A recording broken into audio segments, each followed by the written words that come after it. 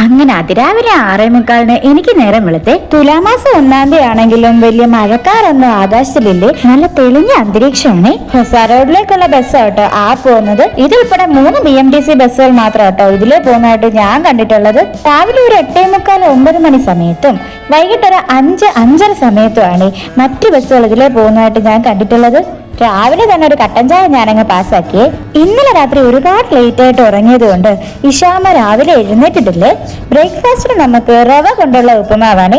കഴിഞ്ഞ കുറച്ച് ദിവസങ്ങളായിട്ട് കുഞ്ഞിന് നെയ്യ് ഉണ്ടാക്കാൻ വേണ്ടി നമ്മൾ പാലിൽ നിന്ന് പാൽപ്പാട ഇതുപോലെ മാറ്റി വെക്കാറുണ്ട്. ഇങ്ങനെ എടുത്തു വെക്കുന്ന പാൽപ്പാട നമ്മൾ ചെറിയ ഗ്ലാസ് ഭരണിയിലാക്കി ഫ്രിഡ്ജിൽ സൂക്ഷിച്ചു വെക്കുമേ.